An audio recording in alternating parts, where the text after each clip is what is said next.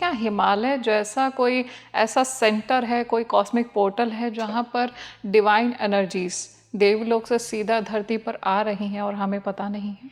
आप जहाँ देखिए वहाँ पर लड़ाई चल रही है, रूस और यूक्रेन में चल रही है, इधर क्या कहते हैं इजराइल, ईरान और अमेरिका। ऐसा लगता है कि पूरा का पूरा विश्व एक थर्ड वर्ल्ड वार की बिल्कुल मुहाने पर जाकर के, एकदम गेटवे पर जाकर के खड़ा हो गया है। तो अब सारी की सारी जो डिवाइन सोल्स हैं, इसको टालने के लिए, इसको बचाने के लिए अपनी तरफ से कोशिश करेंगी। कैसे पता चलेगा गुरुजी कि हमारे ऊपर जो असर हो रहा है हमारी चेतना पर, ये दैवी ऊर्जा का, डिवाइन पावर का है या फिर किसी डार्क एनर्जी का है? तो ओशो ने भविष्यवाणी की है कि या तो ये सदी युद्धों की सदी होगी, 21वीं सदी, या बुद्धों की सदी होगी। गुरुजी ऐसा भी होता है कि जैसे हमारे जीवन में कुछ लोग आते हैं और उसके बाद कुछ समय बाद वो चले जाते हैं, रिश्ते टूटने लग जाते हैं और हमें ऐसा लगता है कि ये क्यों हो रहा है। हमें समझ में नहीं आता कि हमारे रिश्ते क्यों ख़त्म हो रहे हैं, लोग हमसे क्यों दूर जा रहे हैं। तो ये क्या कहीं ना कहीं एक हायर कॉन्शियसनेस हमें खींच रही है?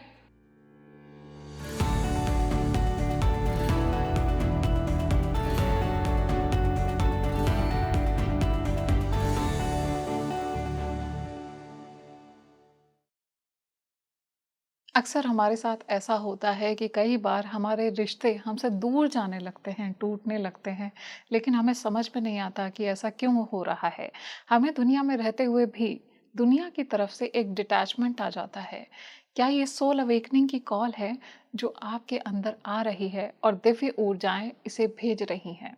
कैसे पता चलेगा कि आपको चुना गया है एक बड़े उद्देश्य के लिए, एक महाशिफ्ट के लिए, जहां पर मानव चेतना दैवीय चेतना को प्राप्त करने वाली है? क्या आपको भी ऐसा कभी फील हुआ है कि आपकी नींद अचानक से रात में उठ गई हो? तो क्या ऐसा पॉसिबल है कि क्राउन चक्रा एक्टिवेशन और थर्ड आई एक्टिवेशन का ये डिवाइन एक इनविटेशन आपको आ रहा हो? किस तरह के एक्सपीरियंसेस होते हैं एक साधक को जब उनका क्राउन चक्र एक्टिवेट होता है? क्या आप इस समय दिव्य ऊर्जाओं से जुड़ सकते हैं, कनेक्ट हो सकते हैं? यूनिवर्स आपकी एनर्जी को कैसे रिस्पॉन्ड करता है? आज इन सभी बातों को हम जानने वाले हैं। नमस्कार, आप देख रहे हैं स्पीकिंग ट्री और मैं हूं आपके साथ आपकी ही आध्यात्मिक यात्रा में आपकी सही यात्री माधवी। और इसी बेहद खास डिस्कशन के लिए आज हमारे साथ एक डिवाइन पर्सनालिटी जुड़े हुए हैं जिन्हें आप बहुत पसंद करते हैं। मैं बहुत बहुत स्वागत करना चाहूँगी गुरुजी महर्षि आलोक जी का। बहुत बहुत स्वागत है गुरुजी स्पीकिंग ट्री बहुत बहुत पर। धन्यवाद माधवी जी, थैंक यू। गुरुजी, अक्सर मेरे मन में ऐसी जिज्ञासा रहती है कि जैसे हमें चर्म आंखों से जो दिखता है उसके परे भी कुछ है, दैवीय शक्तियाँ, डिवाइन एनर्जीज।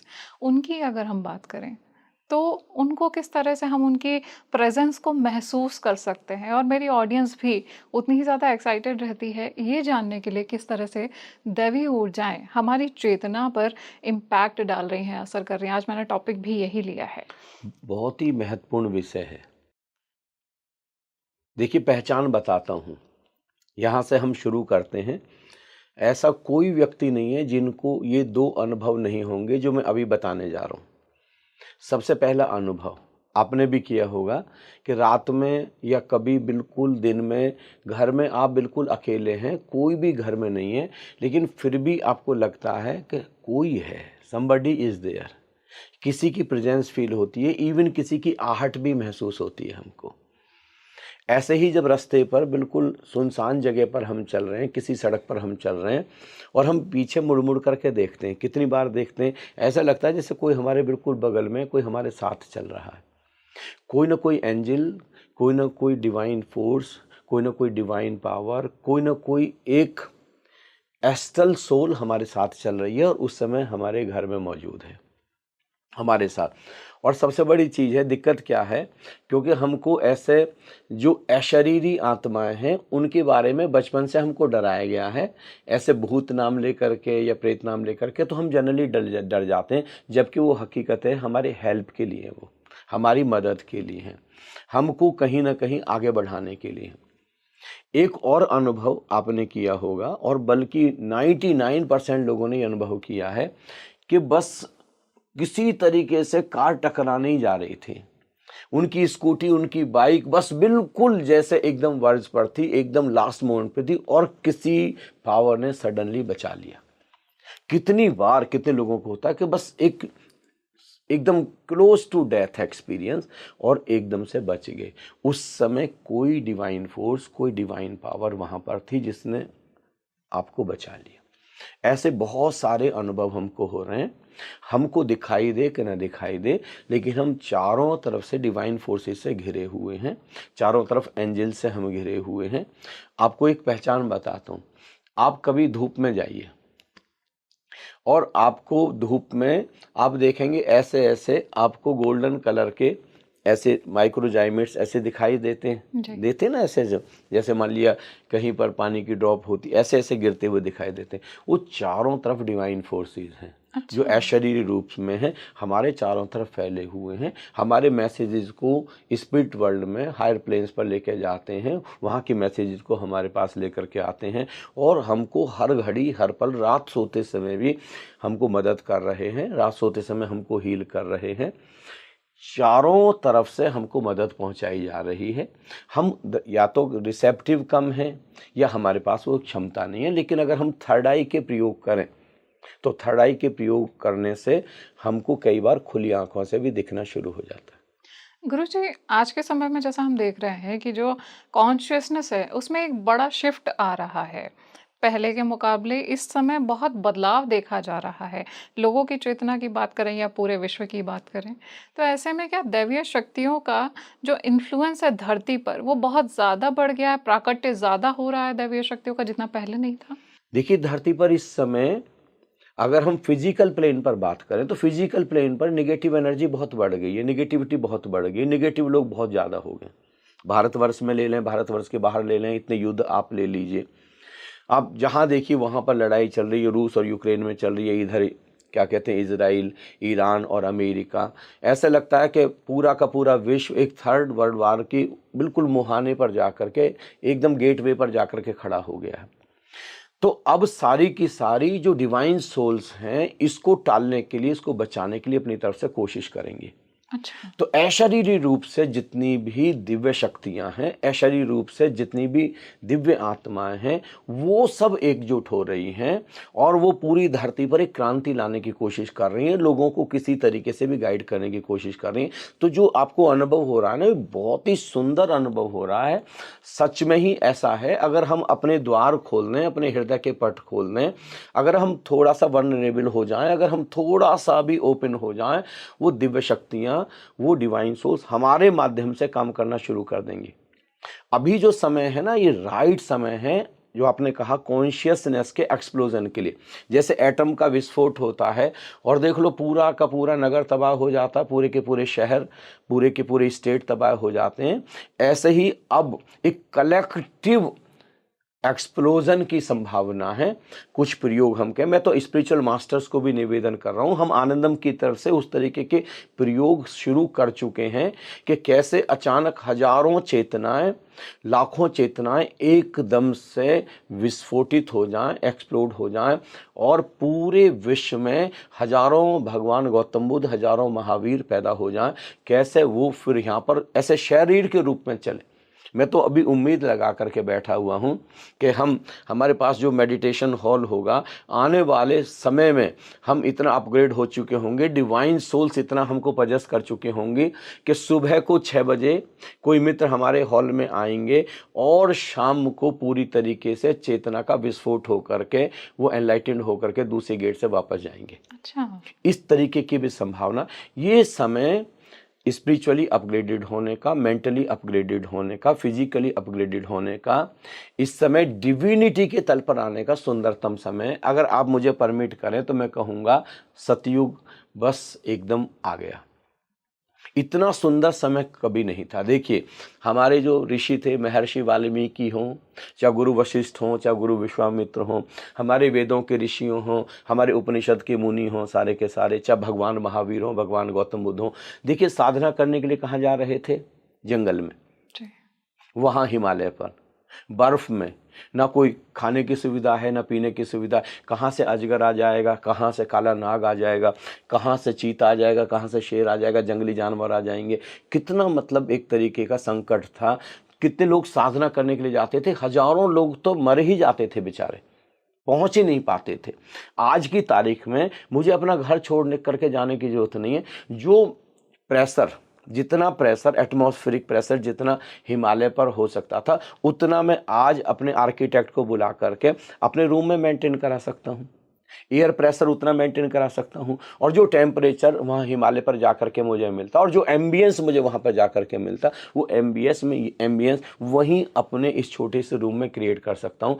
और जो समाधि मुझे वहाँ फलित होती, वो प्योर साइलेंस में यहाँ पर क्रिएट करके बस मुझे एक ही बस चीज़ करनी है, मुझे अपने भीतर जाना, अपने अंदर जाने की वो कला सीखनी है कि कैसे मेरी चेतना अचानक उस ऊंचाई को, उस गौरी शंकर को छू जाए। सर्वाधिक आसान है।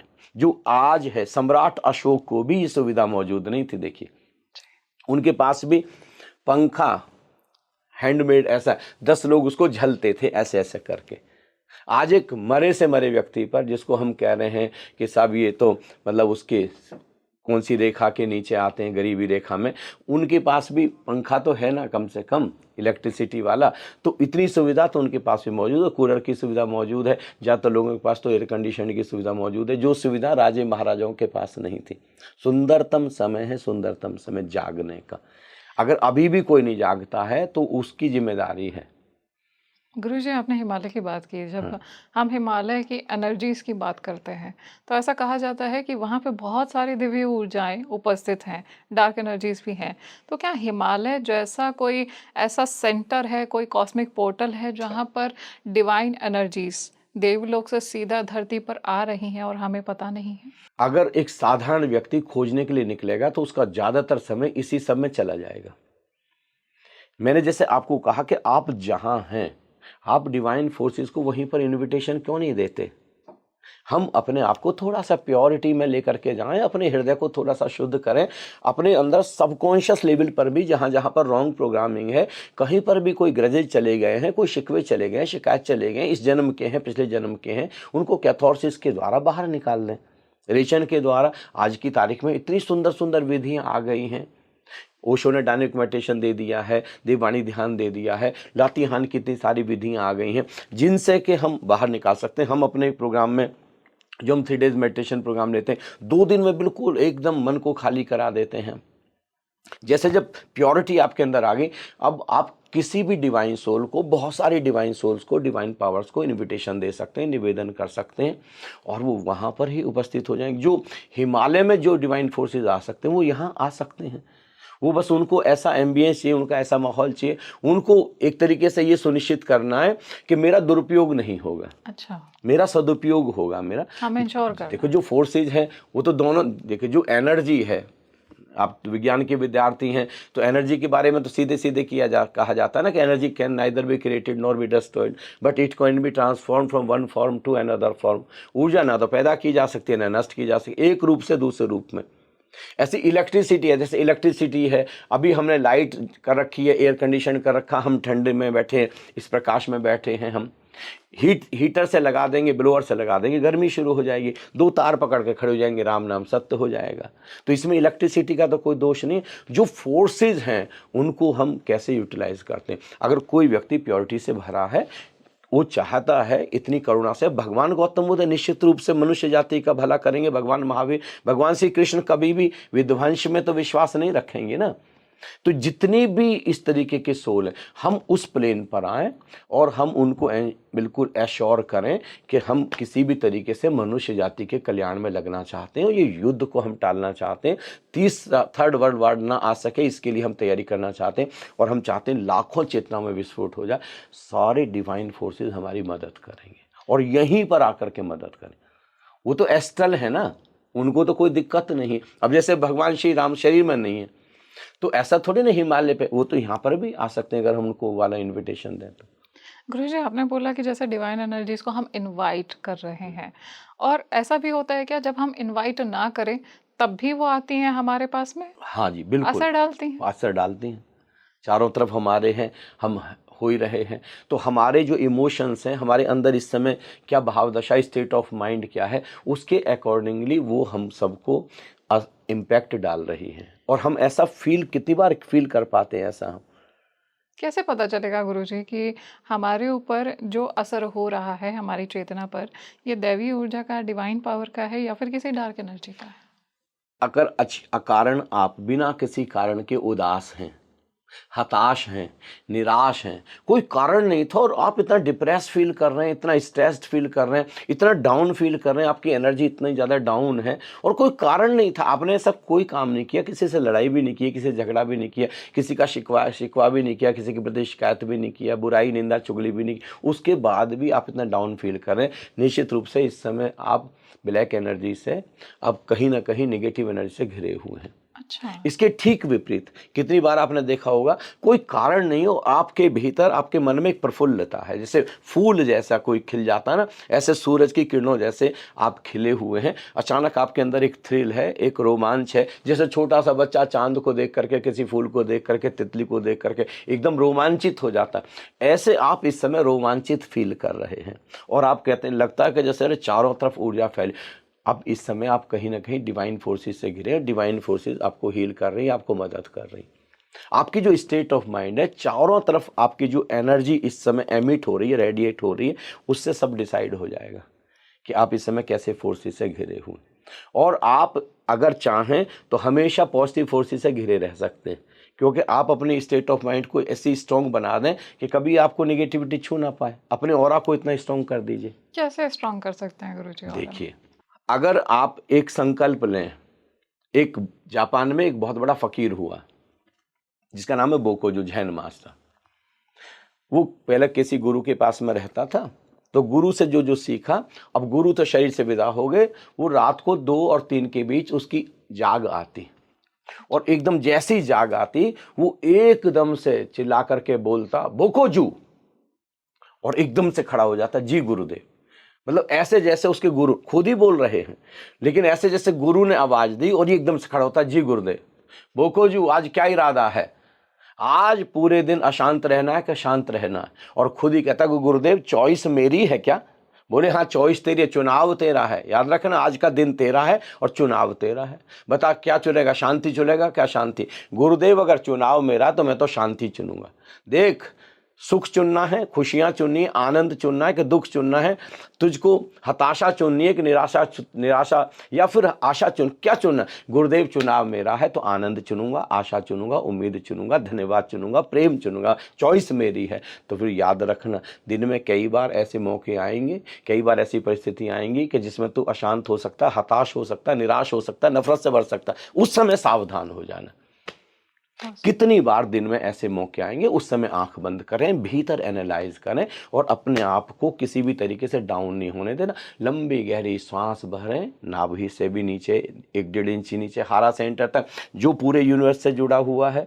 यहाँ से सारी की सारी एनर्जी कनेक्टेड है, पूरी यूनिवर्सल पावर्स कनेक्टेड हैं। तो वहाँ से श्वास और चारों तरफ अपने आप को एक ऐसे बस 2 से 3 मिनट आप कहें, मेरे चारों तरफ पॉजिटिव एनर्जी फैल रही है, डिवाइन एनर्जी फैल रही है, डिवाइन फोर्सेस मेरे चारों तरफ एक स्ट्रॉन्ग ऑरा क्रिएट कर रहे हैं, और हो जाएगा।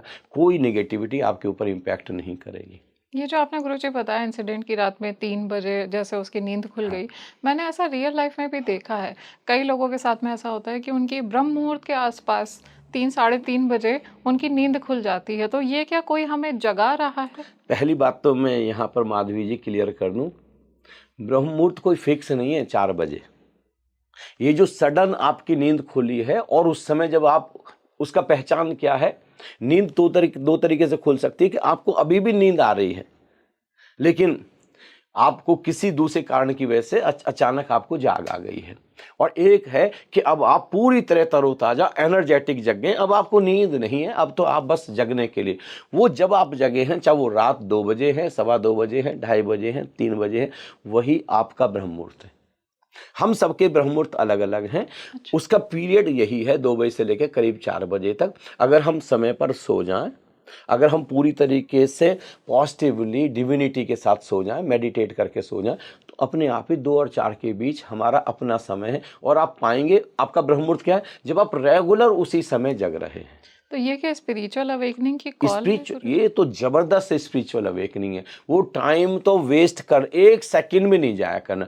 उस समय आप बिस्तर पर ही बैठ जाइए, अगर आपको लगता है घर में कहीं पर कुछ ऐसा, आप बिस्तर छोड़ के आप कहीं पर बगीचे में चले जाइए, यूनिवर्सिटी में चले जाइए, जंगल में चले जाइए, पेड़ों के बीच, नेचर के बीच चले जाइए। लेकिन वो जो 2 घंटे 3 घंटे हैं वो बहुत ही प्रेशियस है, उसको अपने साथ बिताइए, खुद के साथ। एक मुलाकात खुद से। ज़िंदगी भर तो हुई गुफ्तगू गैरों से, मगर आज तक हमसे हमारी मुलाकात न हुई। वो खुद से मुलाकात करने का समय है। और आप पाएंगे आप इतने गहरे ट्रांस में जाने लगे, इतने गहरे ट्रांस में जाने लगे। और अगर आपकी लाइफ में कोई मेंटर है, कोई स्पिरिचुअल मेंटर, स्पिरिचुअल मास्टर है, और आपको गाइड कर सकते हैं कि भीतर अंदर की बीइंग से कैसे जुड़ना, यूनिवर्स से कैसे जुड़ना, फिर तो उस समय को आप इतना ज़्यादा गौरी शंकर तक लेके जा सकते हैं कि वो बियॉन्ड इमेजिनेशन है। उस समय जब गुरुजी हम मेडिटेशन करते हैं तो हमें किस तरह के एक्सपीरियंसेस होते हैं? क्या यूनिवर्स हमसे कनेक्ट होता है उस समय, दैवी ऊर्जाएं ज़्यादा सक्रिय होती हैं?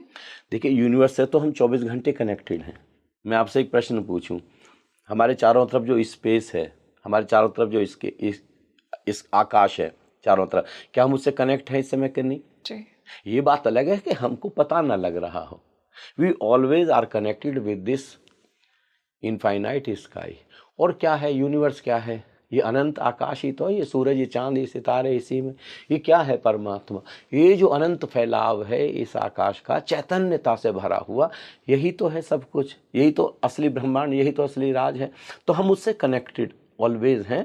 लेकिन उसके लिए हम दिन भर तैयार नहीं। लेकिन वो जो समय है, अचानक हमारे अंदर एक ऐसी रिसेप्टिविटी आती है, एक ऐसी ग्राहकता आती है कि हम उससे खुद को कनेक्ट फील कर पा रहे हैं। क्यों? जानते हो क्यों? उस समय हमारा मन बहुत शांत है। उस समय हमारे जो थॉट्स हैं उस समय बहुत ही, जैसे आपने देखा, जैसे पानी पर अगर कभी बहुत ज़्यादा मिट्टी अगर हो गई तो अचानक एक समय ऐसा आता है ना कि वो मिट्टी नीचे बैठ जाती है। तो उस समय विचारों की जो मिट्टी है, धूल है, ये जो पत्ते वगैरह हैं, वो बिल्कुल नीचे बैठ जाते हैं। और वो समय हम बिल्कुल शांत हैं। और उस समय पूरे यूनिवर्स से हम खुद को कनेक्ट फील कर पाते हैं, उसको अनुभव कर पाते हैं। और उसकी पहचान क्या है?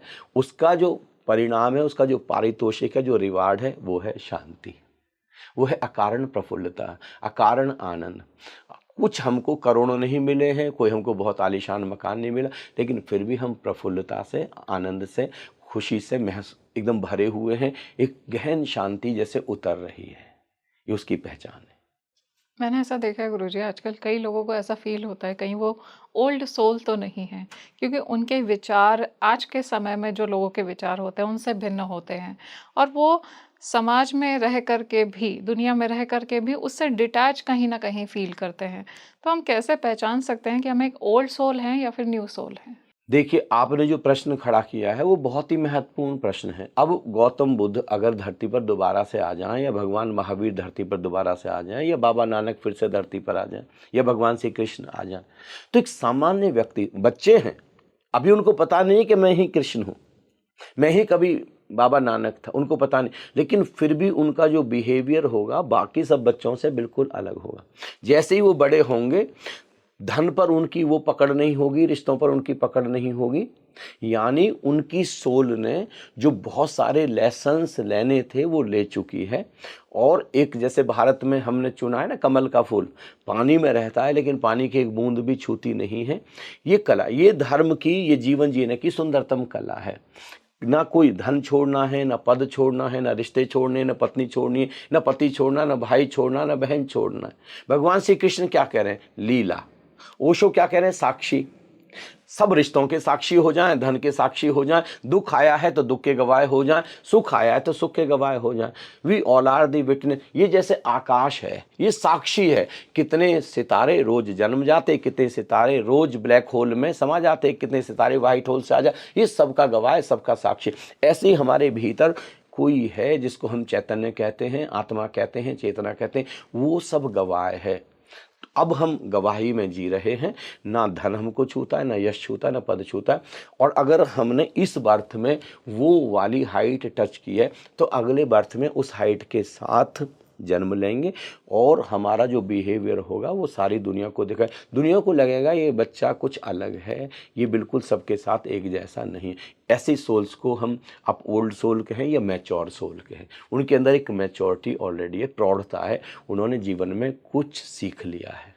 गुरुजी, आपने जैसे अभी बोला कि ओल्ड सोल जिन्होंने पिछले जन्म में शायद वो बहुत ही बड़ी विभूतियाँ रही होंगी, दिव्य ऊर्जाएँ रही होंगी। तो क्या आज के समय में इस तरह की दिव्य ऊर्जाएँ ज़्यादा धरती पर प्रकट हो रही हैं, ज़्यादा अवतरित हो रही हैं? बहुत ज़्यादा है। सबसे बड़ी चीज़ तो ये है, जिन संतों को हम बैठ कर के इंतज़ार कर रहे हैं, ज़्यादातर संत, बहुत सारे संत मौजूद हैं धरती पर सशरीर अच्छा। और काम कर रहे हैं। ना तो वो खुद बताना चाहते हैं और ना ही उनको कोई ऐसी चीज़ों में रस है कि वो जा कर के अपनी डींगे हाँके वो जा कर के बताएं। वो इंटरनली अपने लेवल पर जो काम कर सकते हैं, जैसे महर्षि अरबिंदो ने काम किया देश की आज़ादी के लिए, ऐसे इतने सारे संत हैं इस समय, इतने सारे लोग हैं जो काम कर रहे हैं। तो चेरापूंजी चले गए और चेरापूंजी जाके समाधि में बैठ गए और उन्होंने अपने अंदर से तरंगें छोड़नी शुरू की, वाइब्रेशंस छोड़नी, एनर्जी छोड़नी शुरू की। मेरा देश आज़ाद हो गया, मेरा देश आज़ाद हो गया, मेरा देश आज़ाद हो गया। दो अलग अलग भारतवर्ष में क्रांतियाँ आई थी। एक नरमपंथी थे, एक चरमपंथी थे। एक मतलब बहुत ही एग्रेसिव लोग थे और एक गांधी जैसे, और दोनों देखिए उनके उन वाइब्रेशंस के प्रताप से दोनों एक साथ मिले और दोनों ने मिल करके इतना ज़्यादा काम किया कि देश आज़ाद हुआ। और कब हुआ? उनके जन्मदिन पर, 15 अगस्त। 15 अगस्त उनका जन्मदिन। ऐसे ही आज बहुत सारी अपग्रेडेड सोल्स धरती पर हैं और वो देश को बचाने के लिए, दुनिया को बचाने के लिए बहुत मेहनत कर रहे हैं, बहुत ही मेहनत कर रहे हैं और आगे सोल्स को तैयार कर रहे हैं।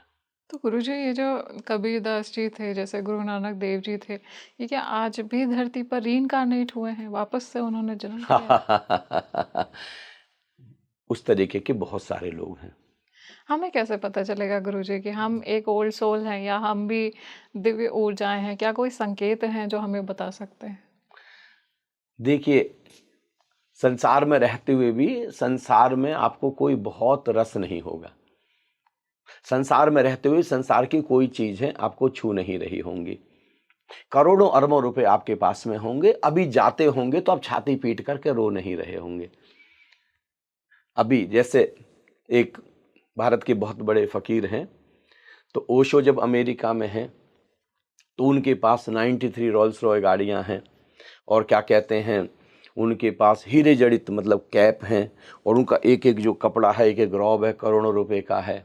और अचानक अमेरिका से उनको देश निकाला दे दिया गया और फिर वो आकर के नेपाल में लैंड हुए। तो उनको देखने के लिए गए कि मैं देखूं कि वो इतना अरबोंपति ओशो आज केवल एक चोगे में, एक रॉब में कैसे दिखाई देते हैं। और वो कहते हैं कि जब ओशो सामने आए तो ऐसे लगा जैसे कोई शहंशाहों का शहंशाह, बादशाह, वही अक्षुण्ण उनकी मुस्कुराहट। ओशो के पास 93 रोल्स रॉय गाड़ियां हैं, लेकिन वो ओशो उनको उपयोग कर रहे हैं। ओशो उनके साथ बंधे हुए नहीं हैं, किसी कपड़े के साथ नहीं बंधे, किसी हीरे के साथ नहीं। उनको पता है कि ये सब अलग है। डिटैच जिंदगी को जीते हैं, साक्षी जिंदगी को जीते हैं, लीला की तरह, खेल की तरह जिंदगी को जीते हैं। ऐसी कोई भी सोल आपके आसपास है, अगर आपको भी ऐसा लगता है तो निश्चित रूप से कहीं ना कहीं बहुत गहरी साधना आप, किसी भी व्यक्ति को ऐसा लगता है कि रिश्ता है पत्नी का, लेकिन मतलब मैं बंधा हुआ नहीं हूँ। कितने लोग ऐसे हैं ना जो बिल्कुल इतने पॉजेसिव हो जाते हैं, इतने ऑब्सेसिव हो जाते हैं, धन को लेकर के इतने, बच्चों को लेकर इतने ऑब्सेसिव, तो अब भी उनकी सोच जहाँ जिस लेवल पर जानी चाहिए उस लेवल पर नहीं है, उनको पहुँचानी पड़े। लेकिन कुछ लोग हैं जिनको, बाबा नानक है, परिवार में है लेकिन उसके बाद भी परिवार नहीं छू रहा है।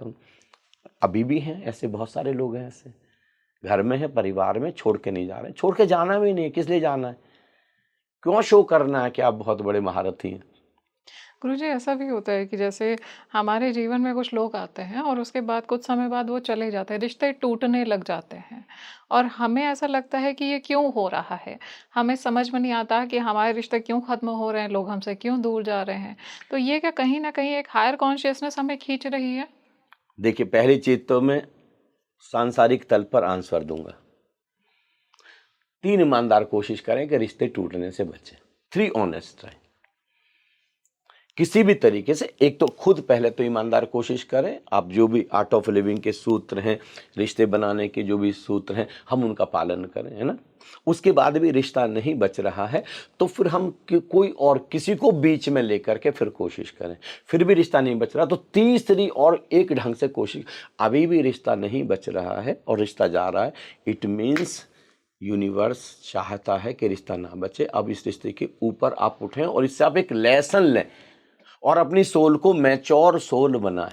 कब तक इसी सब, यूनिवर्स चाहता है कि आप हमेशा इन्हीं सब में ना फंसे रहें। यूनिवर्स अब आपको इस सब से ऊपर उठाना चाहता है, तो आप उठ जाएं इससे ऊपर। अब क्यों रिश्ते में फंसे हुए हैं फिर आप? गुरुजी 2026 का ये जो एनर्जी शिफ्ट आपने पहले भी प्रेडिक्ट किया था इसको हमारी वार्तालाप में, ये एनर्जी शिफ्ट ह्यूमन कॉन्शियसनेस पे किस तरह का असर डाल रहा है? क्या अब जो कलेक्टिव कॉन्शियसनेस है वो कहीं ना कहीं दिव्य चेतना की तरफ बढ़ रही है? बहुत ही सुंदर समय में धरती गुजर रही है। याद रखिएगा, ये धरती, ये पूरा यूनिवर्स अपने आप को बैलेंस करता है। अगर यहाँ पर नॉर्थ पोल है तो साउथ पोल भी है, अगर यहाँ पर ईस्ट है तो यहाँ पर वेस्ट भी है। अगर जितने निगेटिव फोर्सेस काम कर रहे हैं उसको बैलेंस करने के लिए उतने ही पॉजिटिव फोर्सेस को आना होगा। जैसे अगर कंस धरती पर आए हैं तो कंस के लिए फिर किसको आना पड़ेगा? बहुत ही हायर सोल कृष्ण को धरती पर आना पड़ेगा। अगर कहीं पर रावण हैं और बहुत सारे राक्षस हैं तो फिर उनके लिए भगवान श्री राम जैसी चेतना को जन्म लेना पड़ेगा। तो अगर आप देखें पूरे विश्व में इतने इस तरीके की चेतनाएं आ गई हैं जो बहुत नेगेटिविटी से भरी हैं, जिनको बस केवल टेररिज्म में, केवल लोगों को मारने में, केवल ख़त्म करने में, तो उसके ठीक बैलेंस में उससे भी ज़्यादा हायर और अपग्रेडेड सोल्स मौजूद हैं और काम कर रही हैं। बहुत अच्छे से काम हो रहा है। बस जिन लोगों के अंदर भी जरा सी भी खोज है वो अपने आप को छोड़ें और वो वहाँ पर जाएं और आप पाएंगे कि आज आपकी चेतना में लाखों करोड़ों चेतनाओं में इकट्ठे विस्फोट हो सकता है। और अगर इस प्रयोग में हम कामयाब हो जाएं, मैं खुद आनंद में ये प्रयोग कर रहा हूँ, मैं पूरे आपके चैनल के माध्यम से पूरे भारतवर्ष को, पूरे विश्व को, उन सारी सोल्स को जो सच में विश्व को बचाना चाहते हैं, तीसरे विश्व से बचाना चाहते हैं, आए आनंद में। और हम सब लोग कलेक्टिवली मनुष्य जाति के लिए एक प्रयोग करते हैं। जैसे ही लाखों चेतनाओं में, ओशो ने एक भविष्यवाणी की है, ये जो सदी है 21वीं सदी, और ओशो जैसे संत जब, क्योंकि ओशो भी जो आप कहते हैं ना कि ऐसे संतों का रीइंकार्नेशन हुआ, ओशो भी उन्हीं में से एक है। अच्छा। जिसका धरती इंतजार करती है हजारों सालों तक, उन्हीं में से एक हैं वो भी। इतनी हायर सोल है वो। तो ओशो ने भविष्यवाणी की है कि या तो ये सदी युद्धों की सदी होगी 21वीं सदी, या बुद्धों की सदी होगी। या तो तेजी से 10,000 बुद्ध पुरुष, भगवान गौतम बुद्ध जैसे जागे हुए, भगवान महावीर जैसे केवल को उपलब्ध हुए, भगवान श्री कृष्ण जैसे लीला को देखने वाले लोग, श्री गुरु नानक देव जैसे समाधि सत्य को जानने वाले, महर्षि पतंजलि जैसे समाधि, या तो हम 10,000 लोगों को जल्दी से पूरे विश्व में चेतना का विस्फोट करके फैला दें और उनकी जो तरंगें होंगी वो धीरे धीरे पूरे विश्व को अमन से, चैन से, शांति से भरेंगी और चेतनाओं के अंदर भी वो एक जिज्ञासा, वो एक प्यास पैदा करेंगे, और नहीं तो युद्ध की विभीषिका भुगतने के लिए तैयार हो जाएं। तो वो सब लोग, वो सारी चेतनाएं, वो सारी आत्माएं, जो लोग जरा सा भी अगर इसमें इंटरेस्टेड हैं कि शांति हो, तो उनको इनिशिएटिव लेना होगा। मैं कहूँगा कि आप बैठ करके इंतजार ना करें कि सैकड़ों साल बाद वहाँ संभल में कल के अवतार आएंगे। आप बस एक चीज़ मान लें कि वो कल के अवतार मैं ही हूँ और अब दुनिया को मुझे बचाना है। मुझे भी तो, अगर मैं हो जाऊं तो मुझे बचाना होगा, दुनिया को मुझे कुछ करना होगा। हम अपनी जिम्मेदारी समझें, अपनी रिस्पॉन्सिबिलिटी समझें। चलो मान ली कल की अवतार आएंगे, करोड़ों चेतनाओं को बचा सकते हैं, चलो करोड़ों को नहीं, 10 चेतनाओं के लिए तो मैं जिम्मेदारी ले सकता हूँ। अपनी एक अकेले की तो जिम्मेदारी ले सकता हूँ कि नहीं ले सकता? मैं एक अकेले मैं जिम्मेदारी लूँ कि मैं अपने आप को जगाऊंगा, अपनी चेतना का विस्फोट करूंगा और मैं कोशिश करूंगा कि मेरे माध्यम से 100, 200, 500, 1000 चेतनाओं में विस्फोट हो जाए। अगर एक एक व्यक्ति ये इनिशिएटिव ले और चल पड़े तो हम करोड़ों चेतनाओं को तैयार कर सकते हैं। तो गुरुजी, ये जो सूक्ष्म ऊर्जाएं हैं और ये जो दैवीय ऊर्जाएं हैं, ये क्या कोई डिवाइन मास्टर प्लान को एग्जीक्यूट करने में लगी हुई हैं, एक बड़े उद्देश्य को फुलफिल कर रही हैं? और क्या सत्य पिता की मर्जी भी इसी में शामिल है? सारी गुरु सत्ता अब जुटी हुई है, विशेष रूप से भारतवर्ष को बचाने। भारतवर्ष में, ऐसे तो पूरे विश्व में कम, भारतवर्ष में इस समय इतनी डिवाइन फोर्सेस, इतने गुरु एस्ट्रली काम कर रहे हैं कि कल्पना के बाहर है।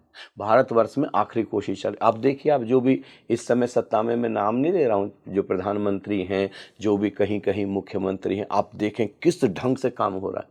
आप देखिए उत्तर प्रदेश में, वहीं का मैं रहने वाला हूँ मैं, हमारी बहन बेटियाँ 12 बजे 1 बजे भी दिन में नहीं निकल सकती थी, वहाँ पर ये स्थिति थी। हमने वहाँ का मकान बेच दिया, वहाँ की अपनी सारी ज़मीन बेच दी। मैंने अपने मम्मी पिताजी को कह दिया कि नहीं, यहाँ पर हमको लौट करके नहीं आना है, यहाँ पर हमारा जीवन ही सुरक्षित नहीं।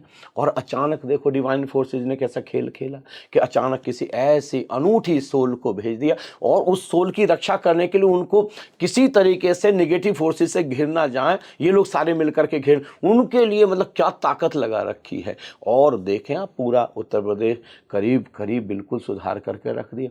ऐसे आप सेंटर में देख लें, ऐसे आप बाकी सब जगह धीरे धीरे डिवाइन फोर्सेस, वो सारी गुरु सत्ता, वो सब काम कर रहे हैं, लोगों को पता नहीं है। मैं तो कहूँगा विरोध छोड़ें प्लीज़। आप विरोध के लिए क्यों विरोध कर रहे हैं?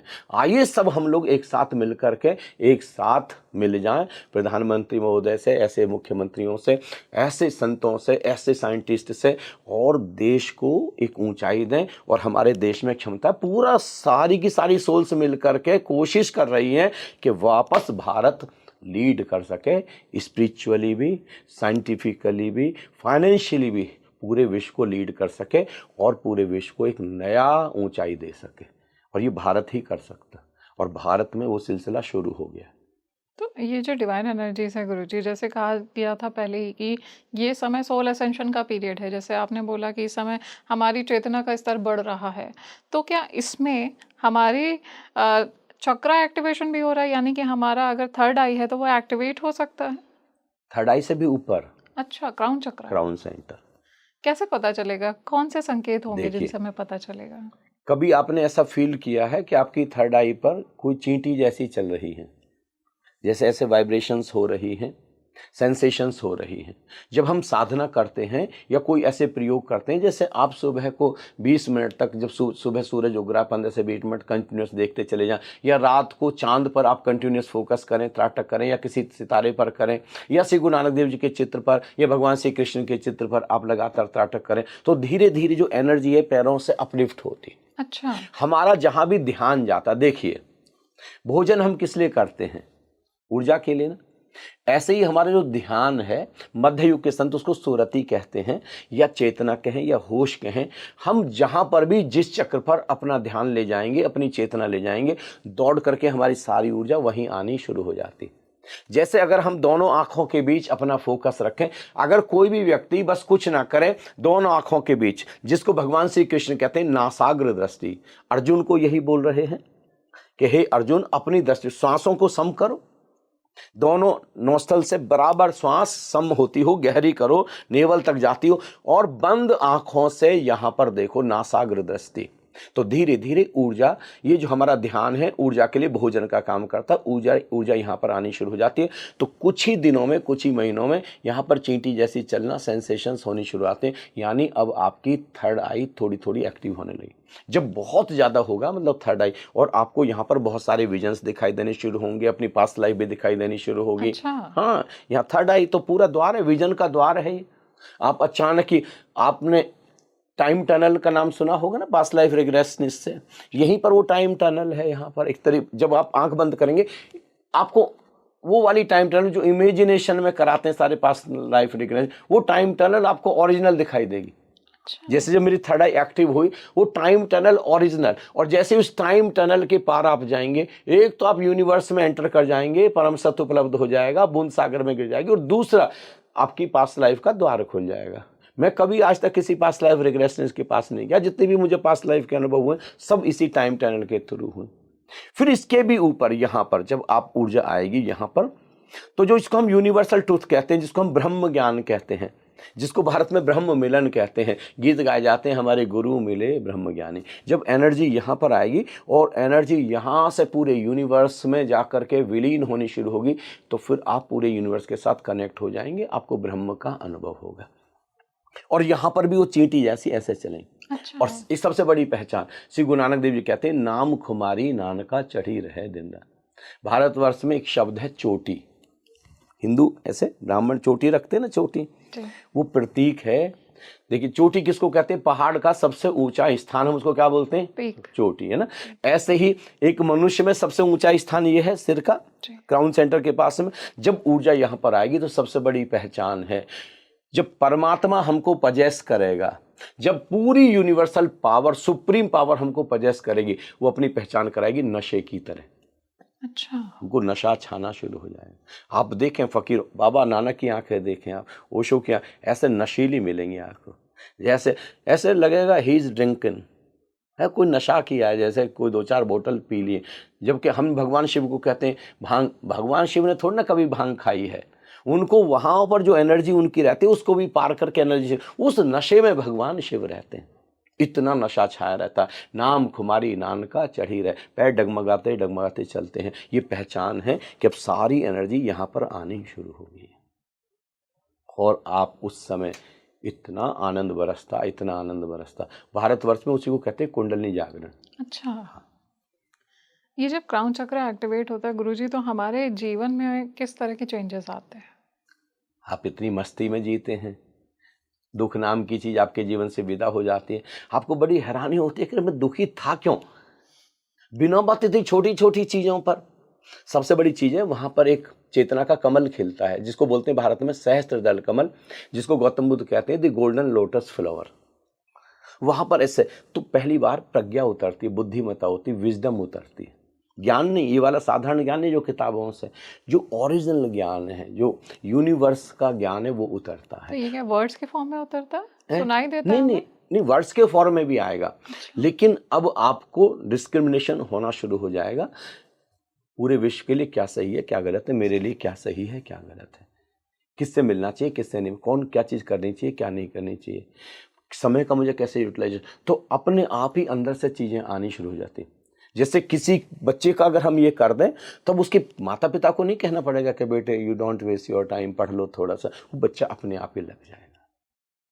और यूनिवर्सल सारी पावर्स आपको पजेस कर देंगे, क्योंकि सारा यूनिवर्स यहाँ से दो जगह से कनेक्टेड है। यूनिवर्स यहाँ से, जो कॉस्मिक कॉन्शियसनेस है वो यहाँ से, कलेक्टिव कॉन्शियसनेस और आपकी पर्सनल कॉन्शियसनेस यहाँ से कलेक्टेड है। थर्ड आई, बस देखिए 4 अंगुल में सारा ब्रह्मांड समाया है। ऊर्जा को यहाँ लाए। और बच्चों को खेल खेल में, मैं जितने भी प्रयोग कराता हूँ बच्चों को पता भी नहीं लगने देता, खेल खेल में, दौड़ते दौड़ते।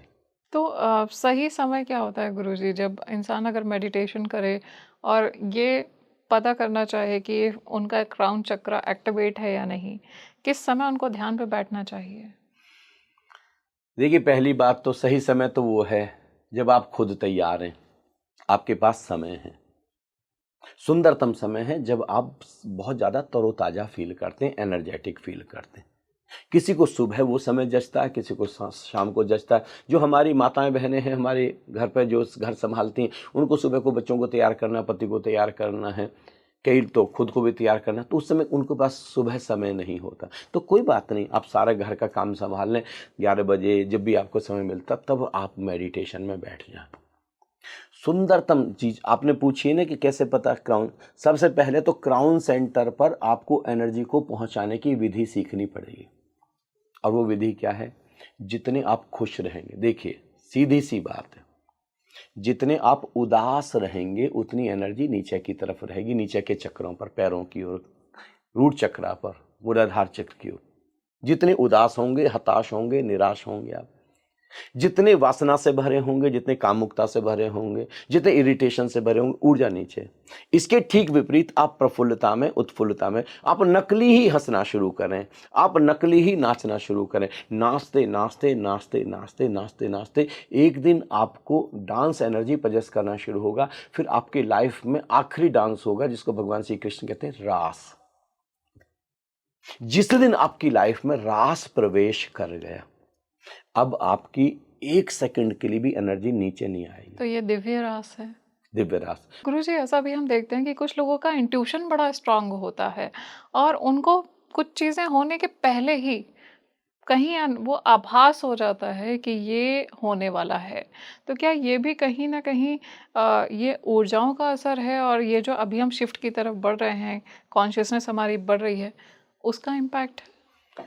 2 तरीके से, एक तो गॉड गिफ्ट है और दूसरा साधना है। आप साधना से अपने इंट्यूशन को अपग्रेड कर सकते हैं। दूसरा गॉड गिफ्ट है कि आप उस बर्थ पर, मान लिया 3 वाली बर्थ पर या 7 वाली बर्थ पर आप पैदा हुए हैं, या 2 और 7 का, चंद्रमा और केतु का अगर कॉम्बिनेशन है, वो एस्ट्रली चीज़ें हैं जो हम ज्योतिष के हिसाब से देखते हैं। साधना से कोई भी व्यक्ति अपने इंट्यूशन को इम्प्रूव कर सकता है। 2 तरीके की एक्सरसाइज करनी होंगी। एक पहली एक्सरसाइज, बिना हार्ट चक्रा पर आए हुए कभी आपके भीतर इंट्यूशन नहीं हो सकता। अच्छा, देखिए, तो वो एक्टिवेट होगा। आप अपने घर में देखिए, जो पुरुष होते हैं उनको जो इंट्यूशन है ना के बराबर होता है, और महिलाएं जो होती हैं उनको गॉड गिफ्टेड होता है इंट्यूशन। घर में कोई व्यक्ति आया और फिर बहन अपने भाई को कहेगी कि भाई इस वाले लड़के को तू कल से मत लाना, उसको इंट्यूशन हो गया ये लड़का अच्छा, उसको अचानक एनर्जी का आभास होना शुरू हो गया। अगर ये भाई नहीं मानेगा ना, ज़्यादा समझदार बनेगा, तो इसको कहीं ना कहीं ठोकर लगेगी। क्यों जानते हो क्यों? क्योंकि हमारे जितनी भी महिलाएं उनमें से ज़्यादातर का हार्ट चक्र ऑलरेडी एक्टिव है, गॉड गिफ्टेड है। दूसरा चक्र, पुरुषों को गलत फहमी है कि उनकी थर्ड आई एक्टिव ज़्यादा है, महिलाओं की थर्ड आई ज़्यादा एक्टिव है। ऐसा क्यों गुरुजी? गॉड गिफ्टेड है, क्योंकि जो ऑड चक्राज हैं वो मेल के ज़्यादा एक्टिव हैं, और जो इवन चक्राज हैं, जैसे 2 नंबर वाला, 4 नंबर वाला, 6 नंबर वाला, ये 6 नंबर वाला है ये चक्र, तो ये महिलाओं के ज़्यादा एक्टिव है। तो ये जब ये इंट्यूशन का केंद्र है थर्ड आई, तीसरी आंख, यहाँ से आज्ञा शुरू होती है, आदेश शुरू होता है। तो अगर ये 2 का कॉम्बिनेशन हो जाए, हार्ट चक्र आपका एक्टिव हो जाए, मतलब आप प्रेम के तल पर हैं और आप यहाँ पर इस तल पर हैं, क्या कहते हैं, थर्ड आई के तल पर, तो इन दोनों का कॉम्बिनेशन है इंट्यूशन। पास्ट भी दिखना शुरू हो जाएगा, फ्यूचर भी दिखना शुरू हो जाएगा, आप लोगों के बारे में प्रेडिक्ट भी करना शुरू कर देंगे। लेकिन मैं निवेदन करूंगा, प्रेडिक्शन में ना जाए। अच्छा, आप अपनी साधना की तरफ जाएं। आप अपने इसका जो उपयोग है आप अपनी स्पिरिचुअल ग्रोथ के लिए, पर्सनल ग्रोथ के लिए आप करें। आप यूनिवर्स को, आप मनुष्य जाति को दूसरे ढंग से आप कंट्रीब्यूट करें। नहीं तो जानते हो, आप लोगों को ऐसे प्रेडिक्शन में लग जाएंगे ना, तो आपको धीरे धीरे ईगो डेवलप हो जाएगा, लोग आप प्रसिद्ध हो जाएंगे, लोग आपको ऐसे छोटे छोटे काम बताने शुरू कर दें। आप इसके लिए थोड़ी ना धरती पर, आप बहुत विराट कार्य के लिए धरती पर। तो इन 2 चीज़ों से इंट्यूशन, और दूसरा जब आप साधना करें तो डिवाइन फोर्सेस आपको पजेस करते हैं, डिवाइन फोर्सेस आपको कांटेक्ट करते हैं, और फिर वो आपको एडवांस में कुछ चीज़ें बताते हैं, जिससे कि आपको पहले से पूर्वाभास होना शुरू हो जाता है। गुरुजी, तो क्या जिनका क्राउन चक्र एक्टिवेटेड होता है वो क्या देवी देवताओं को, डिवाइन पावर्स को देख भी सकते हैं? हाँ, देखिए, जब आप ध्यान में, समाधि में जाते हैं तब तो वैसे ही विजन्स होते हैं, नॉर्मल रूटीन में दिखाई देते हैं। ऐसे आपको बाबा नानक दिखाई देंगे, कोई मैसेज देंगे, आपको भगवान गौतम बुद्ध दिखाई देंगे, या भगवान श्री कृष्ण दिखाई देंगे, या आपके इष्ट भगवान शिव हैं वो दिखाई देंगे, और वो आपको बहुत सारे मैसेजेस देंगे। वो ये तो समाधि में, तो ध्यान में तो ये नॉर्मल प्रोसेस है, बिल्कुल नॉर्मल प्रोसेस है, ये कोई मतलब बहुत बड़ी उसमें। और आपको कई बार आपको ऐसे खुली आंखों से भी दिख सकते हैं। अच्छा, हाँ, खुली आंखों से? खुली आंखों से भी दिख सकते हैं। जैसे मैं आपको देख रही हूँ, इस हाँ, तरह से? ऐसे खुली आंखों से दिख सकते हैं। और सबसे बड़ी चीज है, एक विधि है शरीर से बाहर निकलने की विधि। जैसे मौत के समय हमारी एस्ट्रल बॉडी शरीर से बाहर निकलती है, ऐसे जीते जी एस्ट्रल बॉडी शरीर से बाहर निकल सकती है, और शरीर से बाहर निकल करके वो जो एस्ट्रल पावर्स हैं, जो एस्ट्रल सोल्स हैं, उनसे कांटेक्ट किया जा सकता है शरीर से बाहर निकल। रात को सोते समय, जब हम सोते समय, आपको कितनी बार रात सोते समय उड़ने का सपना आया कि नहीं आया कभी, कि आप अचानक उड़ रहे हैं? उस समय हम शरीर से बाहर हैं, हमको पता नहीं। अच्छा। हाँ, और हम उस समय एंजल्स के कांटेक्ट में हैं, अपने एंसेस्टर्स के कांटेक्ट में, वो हमको हील कर रहे हैं, लेकिन वो हमको याद नहीं रहता क्योंकि हम सो रहे थे। ऐसे ही हम जागते हुए पूरे कॉन्शियसनेस में, पूरी चेतना के तल पर हम शरीर से बाहर निकल सकते हैं और कांटेक्ट कर सकते हैं। ऐसी विधि हमारे पास है, ऐसी विधि। क्या विधि है गुरुजी? बस शरीर से बाहर निकालने की, एस्ट्रल बॉडी को शरीर से बाहर, एस्ट्रल ट्रेवलिंग की। फिर एस्ट्रल ट्रेवलिंग आप कर सकते हैं।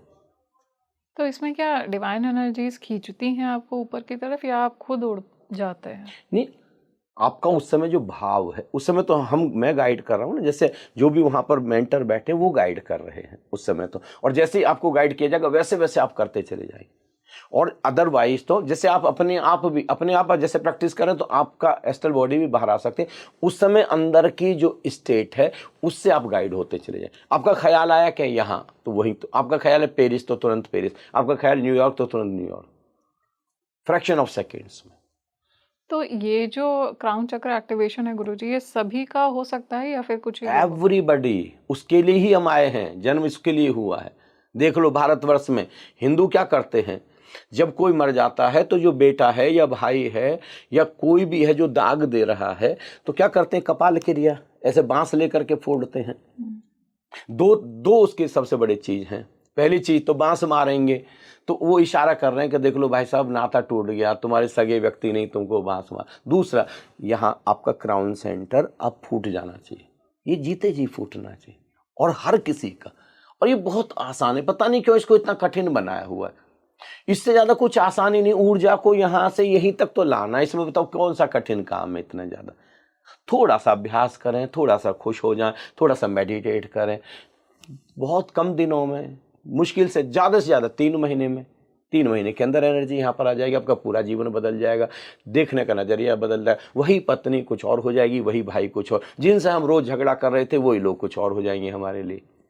तो इसके लिए गुरुजी कोई गाइडेंस चाहिए होता है, मेंटोर गुरु चाहिए होता है, या स्वतः होता देखिए, है? अपने आप थोड़ा सा कठिन होता है, हो तो अपने आप भी जाता है कई लोगों को, लेकिन जब हमारी यात्रा बहुत आसान हो सकती है तो फिर हमको इतनी कठिन क्यों बनानी। अगर हमको कोई ऐसे मेंटर मिल जाते हैं, कोई स्पिरिचुअल मास्टर मिल जाते हैं, तो ज़्यादा बेहतर है हम उनकी गाइडेंस ले लें।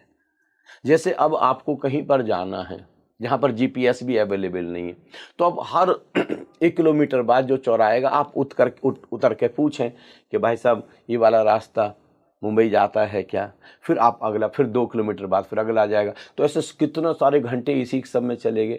लेकिन अगर हमारे पास में कोई गाइड है, कोई वो वाला व्यक्ति जो उसने वो रास्ता देखा है, तो हमको तो 4 घंटे में ही पहुंच जाएंगे हम। तो क्या इतना वेस्ट करना, इतना अहंकार भी क्यों रखना कि हम किसी से गाइडेंस नहीं लेंगे। गाइडेंस लें सुंदरता में। गुरुजी, जैसे हमने बात किया सूक्ष्म ऊर्जाओं की, दिव्य ऊर्जाओं की, तो ये क्या कुछ चेतनाओं को चुनती हैं जिनको एक बड़े मिशन में, जैसे आपने बोला था कि शिफ्ट में लेकर के जा रहे हैं? जो चेतनाएं ऑलरेडी अपग्रेडेड हैं उनको तो चुना ही जाता है। अच्छा। लेकिन कुछ ऐसी चेतनाएं जो बेशक पिछले बर्थ में बहुत अपग्रेडेड नहीं है, लेकिन आज वो अपग्रेडेड होना चाहती हैं, तो फिर अपने आप को वो थोड़ी सी साधना से अपग्रेड करें और उनको चुन लिया जाएगा, उनको पजेस किया जाएगा। हमको तैयार करना है। ये सबसे बड़ी चीज तो क्या है, धर्म में सबसे बड़ी चीज है रिस्पॉन्सिबिलिटी। आप रिस्पॉन्सिबिलिटी शेयर करने के लिए तैयार हैं कि सबसे पहले तो मुझे ट्रांसफॉर्म होना है और मुझे खुद को इस योग्य बनाना है कि मेरे माध्यम से हजारों लाखों चेतनाएं ट्रांसफॉर्म हो सके। चुन लिया जाएगा आपको यूनिवर्स के द्वारा। यूनिवर्स तो चाहता ही है, डिवाइन फोर्सेस तो चाहते हैं कि धरती पर कोई शरीर में मिल जाए जिसको उपयोग कर सके, जिसको मीडियम बना सके। वो तो चाहते हैं हम मीडियम बनने को राजी हो जाएं। देखो फिर किस तरीके से हमको यूज किया जाता है, यूटिलाइज किया जाता है। तो ये कोई भी मीडियम कोई बन सकता है? एनीबॉडी। धरती पर सबसे बड़ी चीज है कि कोई व्यक्ति भी अपने आप को साधारण ना समझे। किसी के अंगूठे का निशान परमात्मा ने किसी से मिलाया, इतना यूनिक बनाया परमात्मा ने। देखो आप, कोई अंगुली का निशान, किसी 10 अंगुलियां 10 अंगुलियों का निशान, रेटिना का निशान किसी से मैच ही नहीं करता। बताओ, किसी से ही नहीं मैच करता। कितनी हैरानी की बात है। इतना यूनिक, इतना एक्स्ट्राऑर्डिनरी बनाया परमात्मा ने हमको। Everybody is extraordinary. और बहुत सुनने में बहुत अटपटा लगेगा, हर व्यक्ति, देखो हम क्या हैं, मनुष्य के तल पर हैं इस समय, मध्य में हैं। देखिए हम कहाँ से आए हैं, हम कीड़े मकोड़ों से, अमीबा से शुरू हुए। हमारे संत तो पहले से ही कह रहे थे हम बहुत लाखों योनियों से होते हुए गुजरे। अब तो डार्विन ने और बायोलॉजी ने, बॉटनी ने सब सिद्ध कर दिया कि हमारे ऐसे इवोल्यूशन हुआ है धीरे धीरे। तो कभी हम पशु थे, अब हम कहाँ खड़े हैं, मध्य में, मनुष्य। अब हमारा भविष्य क्या है, देवी या देवता हो जाना। अच्छा। है ना, ये भविष्य है। देवी और देवता के पार भी बुद्ध हो जाना, महावीर हो जाना, शिव हो जाना, कृष्ण हो जाना, बाबा नानक हो जाना, गुरु गोरखनाथ हो जाना, ये वाला भविष्य और इंतजार कर रहा है। मतलब देवी देवता के भी आगे एक श्रेणी है। अच्छा, तो आगे का भविष्य कैसा होने वाला है गुरुजी? मतलब 26 से अगर 32 की बात करें, किस तरह का भविष्य है? बहुत ही सुंदर है। धरती बेशक कितनी भी नेगेटिविटी बढ़ जाए, ये सारी की सारी, जैसे रात बहुत अंधेरा होता है ना, जब रात में सबसे ज़्यादा घना अंधेरा होता है, उसके तुरंत बाद ही उजाला होता है। बेशक आज बहुत अंधेरा दिखाई दे रहा है, लेकिन बहुत जल्दी उजाला होने को है। मैं बिल्कुल निराश नहीं हूँ, मैं बिल्कुल हताश नहीं हूँ, मैं बहुत ही आशा से भरा हुआ हूँ और पूरे विश्व को भी कहना चाहता हूँ, गम की अंधेरी रात में दिल को न बेकरार कर, सुबह जरूर आएगी, सुबह का इंतजार कर। सुबह होने को है, भोर होने को है, प्रभात होने को है, धरती एक नए एरा में प्रवेश करने, बहुत जल्दी प्रवेश करने, इतनी डिवाइन फोर्सेस मदद कर रही हैं, काम कर रही हैं कि एक दिन अचानक विस्फोट होगा और सब बहुत सुंदर होगा। उस नए एरा में गुरुजी के मानव की चेतना जैसी आज है वैसी नहीं रहेगी, बदल जाएगी? चेतना तो बदल रही है, रोज रोज बदल रही है और ज्यादा बदलेगी। हम रोज रोज अपग्रेड हो रहे हैं, विज्ञान अपग्रेड हो रहा है तो चेतना भी अपग्रेड हो रही है। देखो, उसको काउंटर करने के लिए कुछ चेतना है जो बहुत लोअर लेवल पर भी आएंगे, वो होंगी, क्योंकि उनको भी तो अपना विकास करना है ना, उन चेतनाओं को भी तो उनके प्रति भी हम करुणा से भरें, उनकी भी मदद हमको करनी है, उनकी भी मदद हमको पहुंचानी। Thank you so much guruji for joining us today. इतना समय निकाला आपने और इतना कुछ हमें बताया। आने वाला फ्यूचर कैसा आपने ये भी कहीं मुझे ना कहीं बहुत मज़ा आया, बहुत ही फ्लोलेस आपने अंदर से, जैसे आज आपको इंट्यूशन ही ने काम किया और अंदर से बहुत सारी चीज़ें आई, जो मेरे अंदर से आपने बहुत सारी चीज़ों को निकलवाया, तो मैं बहुत शुक्रगुजार हूँ आपका। बहुत बहुत धन्यवाद पूरी स्पीकिंग ट्री टीम का। Thanks thanks thanks. आभार। क्या आपके साथ भी ऐसा होता है कि आपको ऐसा लगता है कि रात में अचानक से आपकी नींद खुल गई है? तो क्या ये स्पिरिचुअल अवेकनिंग की कॉल है? कैसे आप ये पता लगा सकते हैं कि आपको चुना गया है दिव्य ऊर्जाओं के द्वारा आगे जो समय आने वाला है उसके लिए, और क्या आपका जीवन भी परिवर्तित होने वाला है, बदलने वाला है? इस वीडियो को ज़्यादा से ज़्यादा लाइक शेयर और सब्सक्राइब करिए और अपने परिवार वालों को भी ज़रूर दिखाइए जिनके साथ वो संकेत उनके जीवन में घटित तो होते हैं जो हमने इस पॉडकास्ट में डिस्कस किए हैं। उनको हमें कमेंट सेक्शन में ज़रूर शेयर करिएगा। और अगर आपके अंतर मन में कोई ऐसा सवाल है जो आप चाहते हैं हम गुरुजी से आने वाले एपिसोड में लें, तो आप विश्व के किस कोने से हमसे कनेक्ट हो रहे हैं और अपने नाम के साथ में हमसे शेयर करिए। आने वाले एपिसोड्स में हम आपके सवालों को ज़रूर लेंगे। देखिए, ये दो तरफ का संवाद है, कम्युनिकेशन टू वे है, वन वे नहीं है। तो आपके सारे सवालों को हम पढ़ते हैं, आपके सारे कमेंट्स को हम पढ़ते हैं। खुश रहिए, मुस्कुराते रहिए और आज के लिए मुझे दीजिए इजाज़त। नमस्कार।